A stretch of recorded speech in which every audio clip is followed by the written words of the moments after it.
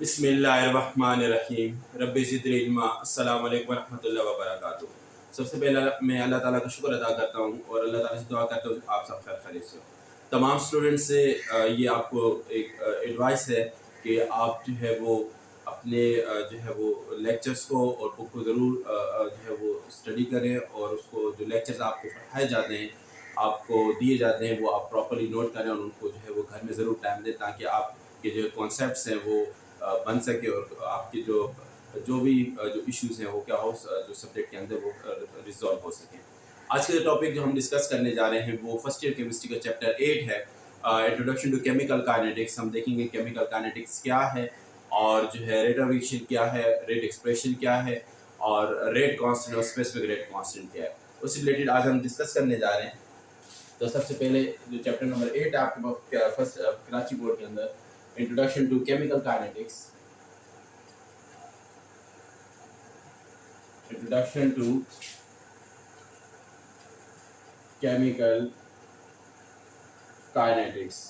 अब इसमें जो है वो काइनेटिक्स जो है वो ग्रीक वर्ड काइनेटिक्स मींस जो है क्या है आपके पास मूव। ठीक है, यहाँ पे हम केमिकल काइनेटिक्स को जो है वो केमिस्ट्री पॉइंट ऑफ व्यू से हम देखेंगे। केमिकल काइनेटिक्स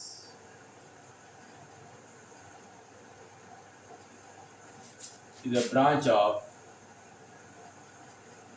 physical science, ठीक है, in which the following जो है वो the following study is carried out। तो इसमें हम क्या करते हैं कि आप कहेंगे फिजिकल साइंस की जो है वो ब्रांच है केमिस्ट्री और जो है केमिकल काइनेटिक्स, और इसमें हम किन पॉइंट्स को जो है वो स्टडी करते हैं। सबसे पहले जो पॉइंट है हमारे पास वो है the rate of a chemical reaction. The rate of a chemical reaction, हम डिफरेंट केमिकल रिएक्शंस जो है वो स्टडी करते हैं केमिस्ट्री में। तो ये इनके जो है रेट क्या है, रेट को हम मज़ीद आगे डिटेल में डिस्कस करेंगे। इसके अलावा हम स्टडी करते हैं factors affecting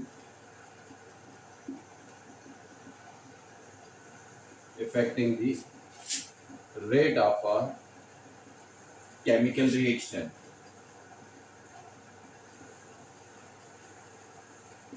अब ये देखिए कि rate of a chemical reaction जो है वो किन फैक्टर से क्या होता है, वो चेंज होता है। तो इनको हम डिटेल से हम डिस्कस करेंगे इनको। और नेक्स्ट पॉइंट है आपके पास to study the mechanism of a chemical reaction। mechanism of a chemical reaction। Last point है आपके पास मैकेनिज्म ऑफ केमिकल रिएक्शन में हम देखते हैं कि जो रेट ऑफ रिएक्शन है केमिकल रिएक्शन वो जो है प्रोडक्ट फॉर्म कर रहा है, और हम इसमें देखेंगे कि केमिकल जो रेट ऑफ रिएक्शन है वो किस तरह जो है वो रिएक्टेंट्स की कॉन्सेंट्रेशन पे डिपेंड कर रहा है। एक से ज़्यादा अगर रिएक्टेंट्स हैं तो किसकी कॉन्सेंट्रेशन पे जो है रेट ऑफ रिएक्शन डिपेंड कर रहा है। इसके अलावा और मुख्तलिफ जो है नेचर ऑफ रिएक्शंस होते हैं। कुछ रिएक्शंस होते हैं वो डायरेक्ट प्रोडक्ट की फॉर्मेशन करते हैं, कुछ मल्टीपल स्टेप रिएक्शंस होते हैं। तो हम देखेंगे कि ओवरऑल जो प्रोडक्ट की फॉर्मेशन है वो किस स्टेप पे जो है वो डिपेंड करती है। उसमें हम क्या करते हैं, उसको रेट ऑफ रिएक्शन की बेस में हम क्या करते हैं, डिसाइड करते हैं। इसके बाद to find out the optimum conditions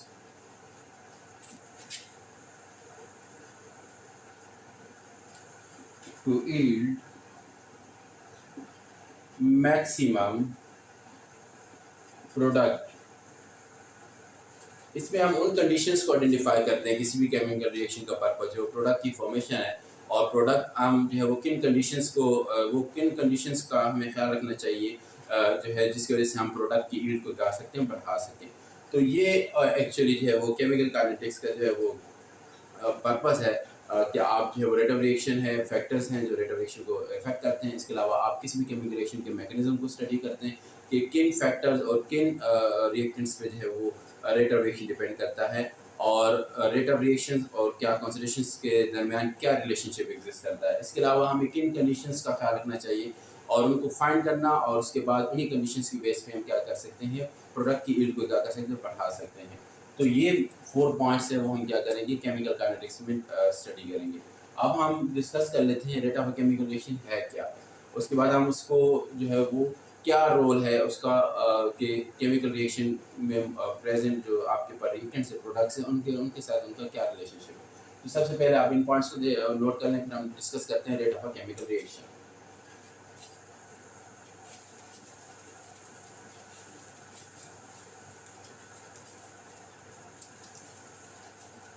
Rate of a chemical reaction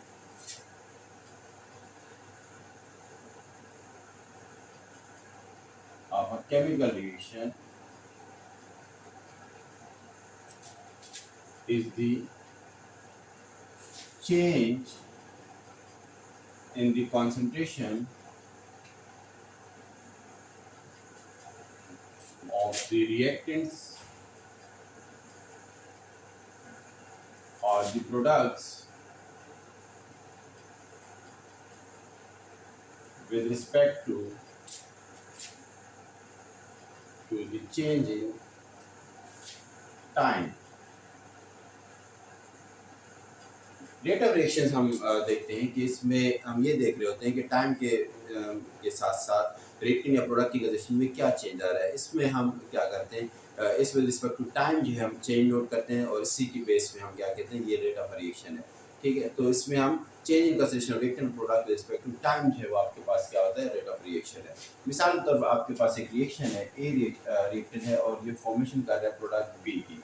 ठीक है, अब हम देखेंगे इसमें कि आपके पास टाइम है और इसके बाद आपके पास कंसिडरेशन है, आपके पास रिएक्टेंट ए की है। ठीक है, अब रिएक्टेंट ए की कंसिडरेशन है, ये सिंबल जो ब्रैकेट है ये एक्चुअली कंसंट्रेशन बता रहा है। ठीक है, और यहाँ पर फर्स्ट कर लेते हैं, हमारे पास यूनिट क्या है, मोल पर इक्वल टू आप कंसंट्रेशन ले रहे हैं यहाँ पर मोल पर क्यूबिक डेसीमीटर। ठीक है, और आपके पास जो है हम टाइम फर्स्ट कर लेते हैं, आपके पास जो है वो सेकंड्स में, तो ये हम टाइम क्या आपके पास सेकंड्स में, तो आपके पास इनिशियल कॉन्सेंट्रेशन जो है आप फर्स्ट कर लेते हैं, आपके पास क्या है 1 मोल पर लीटर है रिएक्टेंट ए की, और ये कब, जब टाइम क्या था आपके पास 0 सेकंड्स है। ठीक, फिर आपने क्या किया, जो है वो रिएक्शन को आपने टाइम दिया, और फर्स्ट कर लेते हैं आपके पास जो है वो क्या हुआ कि ये आपके पास जो है वो 120 सेकंड्स पे आपने क्या किया, इसको आपने रिएक्टेंट ए की कंसंट्रेशन फाइंड की किसी भी फिजिकल मेथड या केमिकल मेथड के थ्रू। ठीक,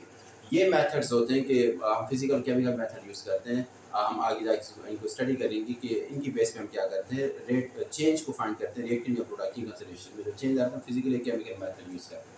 तो 120 सेकंड्स पे आपके फर्स्ट करने की कंसंट्रेशन क्या होगा, 0.8 होगा। ठीक, फर्दर हमने क्या किया, इसको मजीद टाइम दिया कि आपके पास ये जो टाइम हुआ 240 सेकेंड, और कॉन्सेंट्रेशन क्या होगी आपके पास 0.6 होगा। ठीक है, फिर फर्दर आपके पास आपने टाइम इसको दिया कि 2480 सेकेंड्स पे आपके पास कॉन्सेंट्रेशन की टाइम क्या हुआ 0.4 हो गया।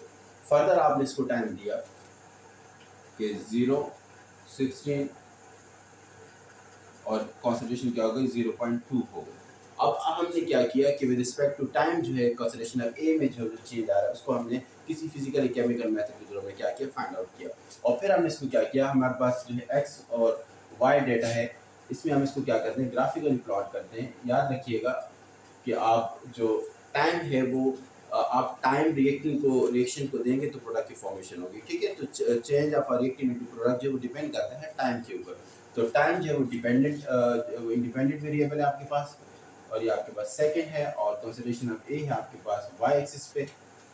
ठीक है, आपके पास यहाँ जो टाइम पीरियड है, ये जो आपने टाइम लिया इसमें, ये आपने जो सेकंड्स में प्लॉट किया हुआ। ठीक है, तो यहाँ पे आपके पास क्या कॉन्सेंट्रेशन है, ये आपके पास 0.2, 0.4 मोलर, 0.6 मोलर, 0.8 मोलर और 1.0। ठीक है, कॉन्सेंट्रेशन ऑफ ए, और आपके पास ये टाइम है सेकंड्स के अंदर। तो आप फर्स्ट पॉइंट पे आपके पास 0 सेकंड पे ये कॉन्सेंट्रेशन है, फिर उसके बाद आपके पास ये कॉन्सेंट्रेशन हो गई, फिर ये आपके पास, और ये फर्दर आपके पास क्या हो रही है, कॉन्सेंट्रेशन क्या हो रही है आपके पास, ये कम हो रही है। ठीक है, तो ये आपने देखा कि विद रिस्पेक्ट टू टाइम जो कॉन्सेंट्रेशन ऑफ एज है वो चेंज हो रही है। तो इसका जो स्लोप है आपके पास, ठीक है, वाई एक्सिस पे जो आपके पास क्या है y2 minus y1 divide by x2 minus x1। इसके अलावा इसमें आप ये कह सकते हैं कि slope equal to concentration of A at time t2 and concentration of A at time t1। और टाइम t1 फर्स्ट कह रहे थे हम यहाँ कि आपके पास ये t1 है और ये आपके पास क्या t2 है। तो फिर आपके पास ये टाइम जो आपके पास 240 है माइनस 120 और आपके पास t2 माइनस t1 है। अब कंसिडरेशन t2 पे अगर आप बात करते हैं t2 आपके पास जो है वो ये पॉइंट है आपके पास, ठीक है, और ये आपके पास t1 है आपके पास।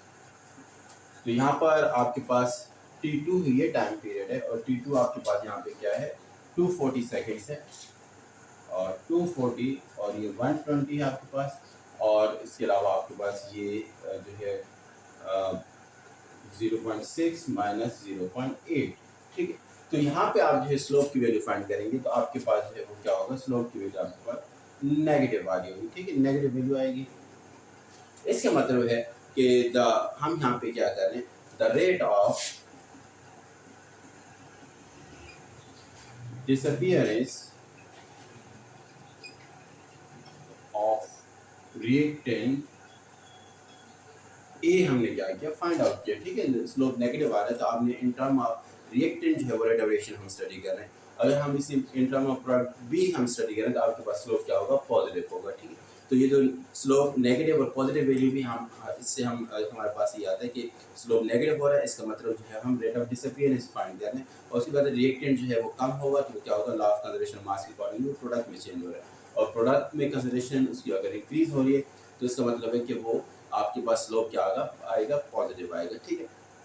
तो ये है आपके पास जो है वो हम क्या करते हैं, टाइम जो है हम टाइम इंटरवल्स पे हम क्या करते हैं, रिएक्टेंट या प्रोडक्ट की जो है वो किसी भी फिजिकल या केमिकल मेथड के थ्रू कॉन्सेंट्रेशन फाइंड करते हैं और जो है हम क्या करते हैं उसमें फिर हम रेट ऑफ रिएक्शन प्लॉट करते हैं, ठीक है। फर्दर आगे हम देखेंगे कि क्या हर केमिकल रिएक्शन में कंसंट्रेशन और ऑफ रिएक्टेंट या कंसंट्रेशन ऑफ प्रोडक्ट को फाइंड करना ज़रूरी है या क्या कुछ और मेथड्स भी हैं जो या और फिजिकल प्रॉपर्टीज़ हैं जिनकी मदद से हम क्या कर सकते हैं, रेट ऑफ रिएक्शन हम आगे नेक्स्ट टॉपिक में स्टडी करेंगे।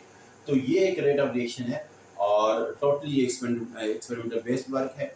इसके अलावा आपके पास एक डेफिनेशन आती है इंस्टेंटेनियस या वेलोसिटी ऑफ रिएक्शन। अब आपने देखा कि खास टाइम इंटरवल पर आपने क्या किया, रेट आपके पास आप रेट ऑफ रिएक्शन को फाइंड कर सकते हैं। आप किसी भी पर्टिकुलर इंटरवल ऑफ टाइम पे आप किसी भी टाइम दो टाइम आपने सेलेक्ट किए और उस पर आपने कॉन्सेंट्रेशन ऑफ रिएक्टेंट ए को आपने फाइंड बताया और उस दौरान जो आप स्लोप की वैल्यू फाइंड करेंगे वो रिप्रेजेंट करेगा इंस्टेंटेनियस रेट ऑफ रिएक्शन।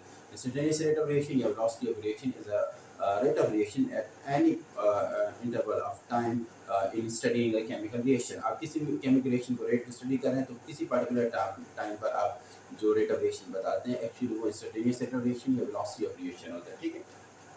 अब आप इसको इंस्टेंटेनियस रेट ऑफ रिएक्शन भी कह सकते हैं क्योंकि हमने इन दो टाइम पीरियड्स को क्या किया, सिलेक्ट किया। तो ये वैल्यू आपके पास क्या हो सकती है, इंस्टेंटेनियस रेट ऑफ रिएक्शन, ठीक। आपके पास ये दो टाइम है, यहाँ पर भी आप रेट ऑफ रिएक्शन फाइंड कर सकते हैं, इन दो टाइम पे भी रेट ऑफ रिएक्शन फाइंड कर सकते हैं, इन दो टाइम पे भी रेट ऑफ रिएक्शन फाइंड कर सकते हैं। तो ये जो इंडिविजुअल रेट ऑफ रिएक्शंस होंगे ये आपके पास क्या होंगे, इंस्टेंटेनियस रेट ऑफ रिएक्शंस की एग्जांपल्स हैं। नेक्स्ट हम देख लेते हैं कि यूनिट क्या है रेट ऑफ रिएक्शन का, ठीक है। अब हमने देखा कि इसको क्या मैथमेटिकली हम किस तरह वो फार्मूला के थ्रू किस तरह शो कर सकते हैं। आपके पास रेट ऑफ रिएक्शन है, अभी हमने बात की कि ये आपके पास स्लोप की वैल्यूज हैं, ठीक है। तो रेट ऑफ रिएक्शन जो है इक्वल टू आप in case of reactant as है क्योंकि रिएक्टेंट की शक्ल में तो इसमें आप क्या करेंगे, change in consideration of A with respect to change in time. तो ये आपके पास रिएक्टेंट आपने कंसिडरेशन क्या की, मोल पर cubic decimetre divided by seconds, ठीक है। तो रेट ऑफ रिएक्शन का यूनिट क्या है, मोल पर क्यूबिक पर सेकंड। आप मतलब फॉर्स को जो फॉर्म में लिख सकते हैं मोल पर क्यूबिक डेसीमीटर सेकंड, ठीक है। तो रेट ऑफ रिएक्शन है। नेगेटिव स्लोप आपको बता रहे हैं कि रेट ऑफ डिसअपीयरेंस है, ठीक है। तो ये क्या है, rate of disappearance, rate of disappearance, ठीक है, of reactant A, ठीक है। इसके बाद नेक्स्ट आप इस शक्ल में बता सकते हैं rate of appearance of product B. तो ये आप इसको बताएंगे plus change in consideration of B with respect to change in time. तो ये प्लस क्यों आप बता रहे हैं कि प्लस का मतलब है कि प्रोडक्ट बी की consideration with respect to time क्या होगी, ये इंक्रीज हो रही है। इसका भी यूनिट आपके पास क्या है, जो है वो मोल पर क्यूबिक डेसीमीटर सेकंड। तो ये है आपके पास जो है वो आप कह सकते हैं साइन ऑफ स्लोप का मतलब क्या है, इसके रिलेटेड आपके पास न्यूमेरिकल्स भी आता है। अब हम देख लेते हैं what is rate expression. Rate expression जो है हम जो है वो उसकी इंपॉर्टेंस क्या है, उससे हमें क्या इन्फॉर्मेशन मिलती है। तो नेक्स्ट टॉपिक हमारे पास है rate expression.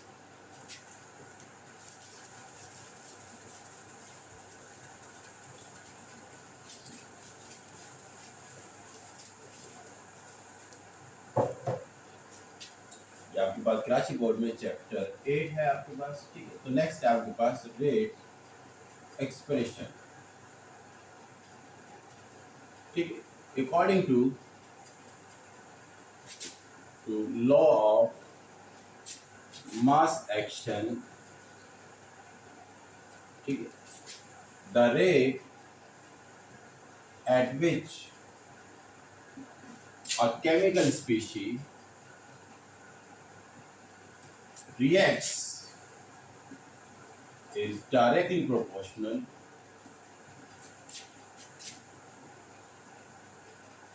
to the active mass,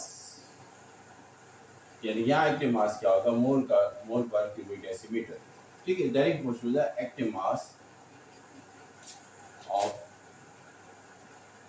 of this species, ठीक है। आपके पास हम चाह रहे हैं कि एक रिएक्टेंट ए है और रिएक्टेंट बी है, आप उस पर क्या कर रहे हैं, प्रोडक्ट पी की फॉर्मेशन कर रहे हैं। तो इस वक्त हम कहेंगे कि रेट ऑफ रिएक्शन जो है, रेट ऑफ रिएक्शन को जो है आप क्या बता सकते हैं, dx/dt से भी रिप्रेजेंट कर सकते हैं, ठीक। तो इस वक्त रेट ऑफ रिएक्शन जो है कंसंट्रेशन ऑफ ए की क्या होगा, डायरेक्टली प्रोपोर्शनल होगा। इसी तरह रेट ऑफ रिएक्शन जो है वो डायरेक्टली प्रोपोर्शनल होगा कंसंट्रेशन ऑफ बी के, ठीक है, according to the law of mass action. अब इन दोनों इक्वेशंस को क्या कर लें, कंबाइन कर लें, तो आपके पास क्या हो जाएगा, डी रेट ऑफ रिएक्शन जो है वो क्या हो जाएगा, डायरेक्टली प्रोपोर्शनल। अब यहाँ पे बात हुई है एक केमिकल रिएक्शन की, यहाँ पे बात हो रही है केमिकल स्पीशी, एक केमिकल स्पीशी का किसी भी प्रोडक्ट में चेंज होना वो उसकी कंसंट्रेशन पे एक्टिव मास पे डिपेंड कर रहा है। लेकिन अगर हम केमिकल रिएक्शन के रेट की बात करें तो उसमें मौजूद जितने भी केमिकल रिएक्टेंट्स होंगे उनकी कंसंट्रेशन के प्रोडक्ट के एक्टिव मास के प्रोडक्ट के इक्वल होगा, ठीक है। तो ये इनके एक्टिव मासेस है, उनका प्रोडक्ट जो है वो directly proportional to the rate of reaction. और यहाँ पे हम क्या करते हैं, एक आपकी प्रोपोर्शनल कांस्टेंट है आपके पास, कांस्टेंट इंट्रोड्यूस करते हैं which is known as rate constant. K is called rate constant, ठीक है। और इसको आप ओवरऑल क्या कहते हैं, it is a rate expression. ये क्या आपके पास rate expression which tells the relationship between the rate of reaction and the concentration of the reactants of a chemical reaction। अब आप इसमें देखिए रेट ऑफ रिएक्शन और केमिकल रिएक्शन में जो मौजूद रिएक्टेंट्स हैं उनकी कंसंट्रेशन के दरमियान एक रिलेशनशिप हमें पता चल रहा है रेट एक्सप्रेशन से, ठीक है। इसके अलावा आपके पास रेट कांस्टेंट है, और रेट कांस्टेंट जो है वो आप क्या करते हैं, ये आपके पास जो है वो कांस्टेंट है रेट एक्सप्रेशन के अंदर। इसके अलावा हमारे पास जो है वो एक स्पेसिफिक रेट कांस्टेंट होता है। हम देख लेते हैं कि स्पेसिफिक रेट कांस्टेंट क्या होता है, और जो है ये देखते हैं कि रेट कांस्टेंट डिपेंड किस पे करता है। तो हमारे पास जो है वो रेट कांस्टेंट ये है आपके पास, और इसके बाद हमारे पास स्पेसिफिक रेट कांस्टेंट है। एक आपको डेफिनेशंस पूछी जाती है, specific rate constant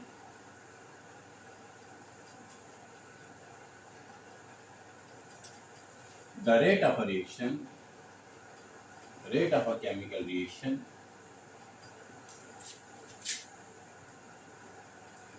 when the concentration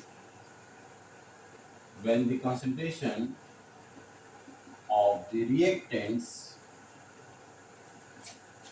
is taken as a unity at a given temperature।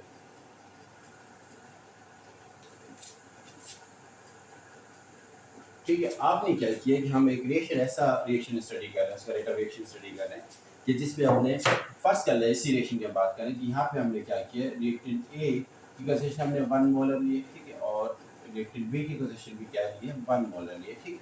इस दौरान आपके पास हम कहते हैं कि रेट ऑफ रिएक्शन जो है, इसके रेट एक्सप्रेशन की वैल्यू हम हमारे पास रेट एक्सप्रेशन भी मौजूद है, तो हम कहेंगे dx/dt equal to k consideration of A consideration of B। तो dx/dt will be equal to k, क्योंकि 1 मोलर 1 आपके पास है वो क्या होगा, तो यहाँ पे रेट ऑफ रिएक्शन क्या हो जाएगा, dx/dt इक्वल टू k। ठीक, तो ये जो रेट ऑफ रिएक्शन होगा, ये रेट ऑफ रिएक्शन जो है इसका specific rate constant at a given temperature, because we are taking the consideration of A and B. A और बी की कंसिडरेशन हम क्या कर रहे हैं, यूनिट कंसिडरेशन ले रहे हैं। ठीक है, तो इस वक्त आपके पास जो ये कांस्टेंट होगा, ये जो रेट ऑफ रिएक्शन होगा will be equal to the it will be called as a specific rate constant. ठीक है, अब हम ये देख लेते हैं कि रेट कांस्टेंट जो है वो डिपेंड किन फैक्टर्स पे करता है। तो हम इसमें हम कहते हैं characteristic of rate constant. Next है आपके पास characteristic of rate constant.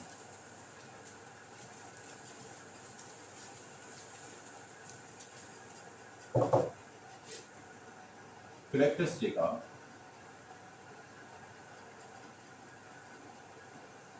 Rate constant. ठीक है, फर्स्ट पॉइंट याद रखिएगा कि rate constant K is depend on temperature, depend on temperature. ठीक है, रेट कांस्टेंट जो है वो डिपेंड्स ऑन टेम्परेचर। ठीक है, डिपेंड्स ऑन टेम्परेचर। ठीक है, means K varies when the temperature of a chemical reaction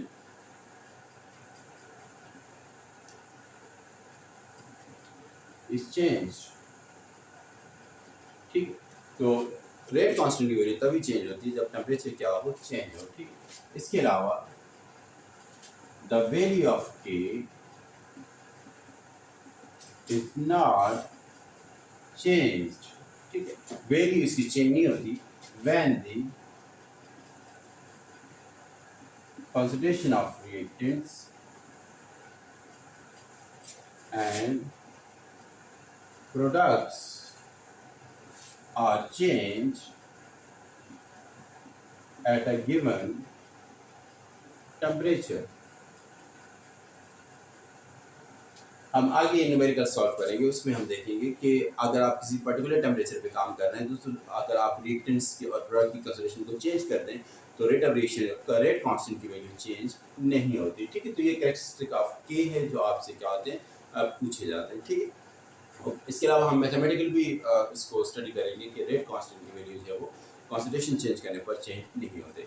तो आज हमने डिस्कस किया केमिकल काइनेटिक्स क्या है, उसके फैक्टर्स पे डिपेंड करता है, रेट कांस्टेंट रेट रिएक्शन क्या है, इनिशियल रेट ऑफ रिएक्शन क्या है, रेट एक्सप्रेशन क्या है, रेट कांस्टेंट क्या है, स्पेसिफिक रेट कांस्टेंट क्या है और कैरेक्टरिस्टिक ऑफ रेट कांस्टेंट क्या है। ठीक है, नेक्स्ट टॉपिक्स में हम जो है वो फर्दर न्यूमेरिकल स्टडी करेंगे और हम ये देखेंगे कि रेट ऑफ रिएक्शन की बेस पे टाइप्स ऑफ केमिकल रिएक्शंस कितने होते हैं। ठीक है, और उनमें टाइप्स जो मुख्तलिफ केमिकल रिएक्शंस के रेट डिफरेंट होते हैं। अपनी दुआ में याद रखिएगा। अस्सलाम वालेकुम रहमतुल्लाहि व बरकातहू। अल्लाह हाफ़िज़।